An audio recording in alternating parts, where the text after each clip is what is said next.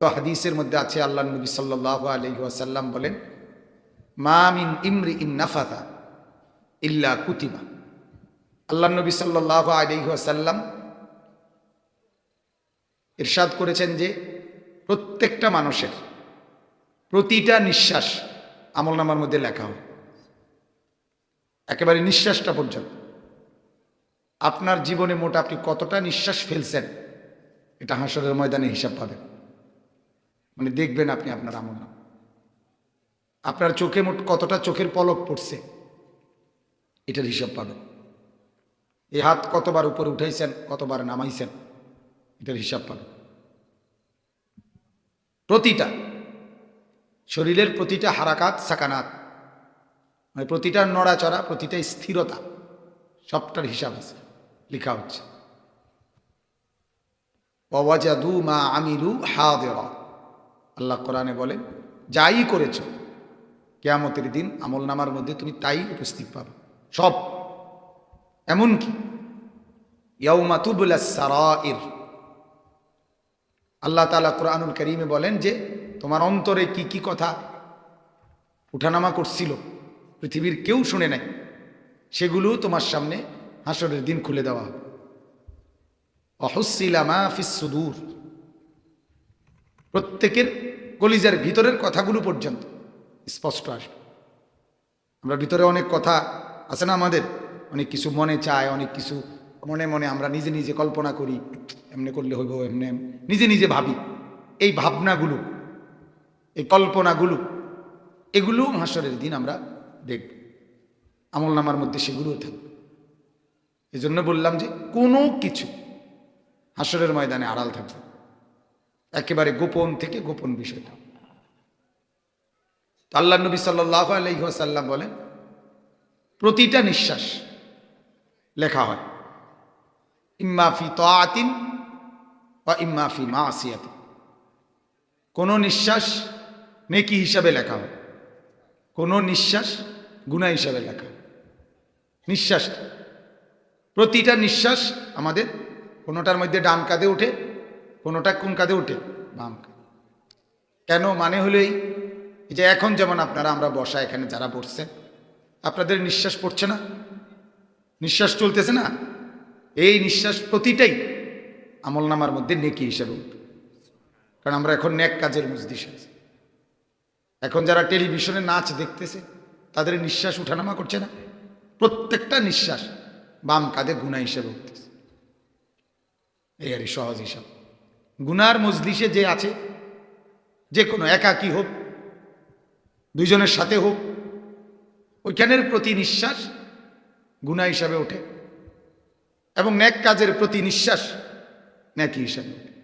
মসজিদে আমি নামাজে কোরআন তেলাওয়াতরত অবস্থায় আল্লাহর জিকির করতেছি, হালাল রোজগার করতেছি, হ্যাঁ, আল্লাহর কথা শুনতেছি, এই সমস্ত মানে যেটা শরীয়ত আল্লাহ এবং তার রসুল কর্তৃক অনুমোদিত কাজ, ওই রকম কাজ যাই করি সেখানকার প্রতিটা নিঃশ্বাস নেকি হিসাবে ওঠে। আর শরীয়ত বহির্ভূত গুনার যত কাজ সেটা যখনই করি ওই গুনাহও তো আছেই, নিঃশ্বাসটা পর্যন্ত গুনাহ হিসাবে লেখা হয়। এবং আপনার অঙ্গ প্রত্যঙ্গগুলোর মধ্যেও সেই গুনাহগুলো রেকর্ড থাকে। অতুকাল্লিমুনা আইদিহিম ওয়া তাশহাদু আরজুলুহুম, আল্লাহ বলেন তোমার জিন্দিগির কথা তোমার দুই হাত আমি আল্লাহর সামনে হাসরের দিন বলবে। ওয়া তাশহাদু আরজুলুহুম, দুই পাও এগুলোও সাক্ষী দেবে কি করছো।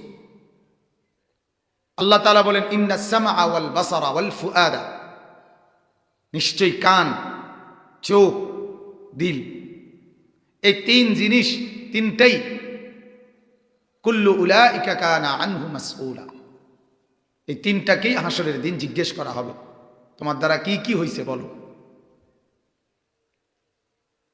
এই তোমার চোখ দিয়ে এই ছেলেটা বা এই মানুষটা, এই পুরুষ এই নারী কি কি করছে বলো, তোমার কান দিয়ে কি কি করছে বলো, তোমার দিল দিয়ে কি কি ভাবছে বলো। আসলে আমরা খুব চিন্তিত, খুব বেশি চিন্তিত যে কি করলে কিভাবে বললে, কি উদ্যোগ নিলে আমাদের যুব সমাজকে আমরা আরো বেশি দিনমুখী করতে পারি, এটা নিয়ে খুব ফিকির করি, বুঝছেন না? কারণ ফিকির না করলে, কৌশল উদ্ভাবন না করলে সমাধান আসবে না।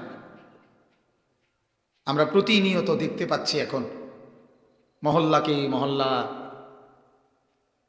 16 বছর, 18 বছর, 20 বছর, 25 বছর, জীবনের সবচেয়ে তাগড়া সময় এটা, হায়াতের সবচেয়ে মজবুত টাইম, যৌবন। আজকে আমাদের মুসলমানের সন্তানদেরকে এই যৌবনের সবচেয়ে গুরুত্বপূর্ণ টাইমে কাফের বেঈমানরা, ইসলামের দুশ্মনরা গুনার সামান, গুনাহের উপকরণ দিয়ে আমার এই নওজোয়ান ইমানদার মুসলমান এই সন্তানকে বরবাদ করে দিচ্ছে। এটাকে থেকে ফেরানোর বহু কৌশল বের করা দরকার, বহু পদ্ধতি প্রয়োগ করা দরকার। আসমান থেকে ফেরেশতা আইসা আমাদের সমাজ ঠিক করবে না, আমাদের সমাজ আমরাই ঠিক করতে হবে,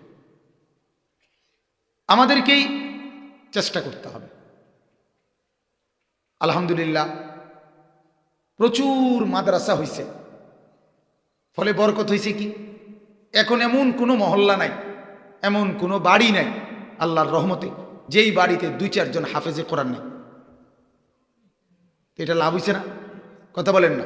ছোট বড় বিভিন্ন জায়গায় মাদ্রাসা হওয়াতে এই লাভটা হয়েছে। আলহামদুলিল্লাহ অনেক ওলামায়ে কেরাম বয়ান করার জন্য ময়দানে নামছে। এতে লাভ হয়েছে কি, প্রতিদিন যুবকদের আয়োজনে শত শত হাজার হাজার মাহফিল যুবকদের উদ্যোগে আয়োজন হইতেছে। এটা কি ভালো দিক না? কথা বলেন না? ভালো দিক, আগাচ্ছে, আগাইতেছে।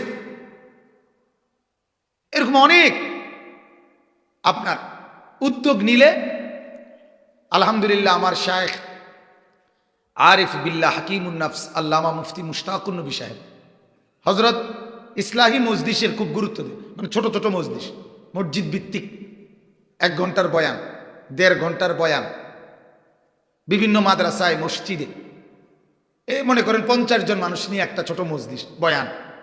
আলহামদুলিল্লাহ এগুলো খুব চালু হয়েছে, এতে অনেক ফায়দা হয়েছে, অনেক উপকার হচ্ছে।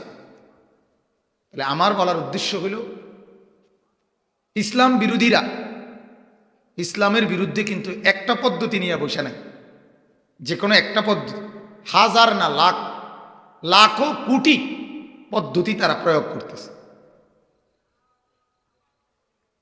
প্রয়োগ হচ্ছে।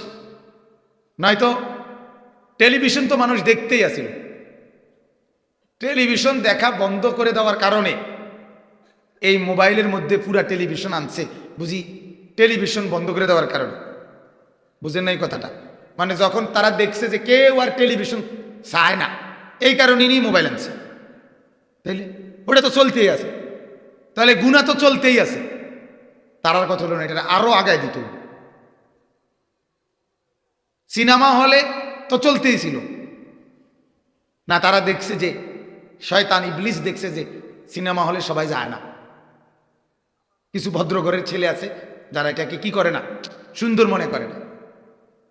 এরপরে দেখছে যে টেলিভিশন দিয়া, এটা দিয়েও সবাই বসে না, কারণ সোফায় মাত্র 5 সিটের সোফা, ট্রেনে সাফাসাফি করে নিলে 7-8 জন বইন যায়, তো বাকিরা কই বইব, এই জন্য বসা যায় না, সবাই বসাইতে পারছে।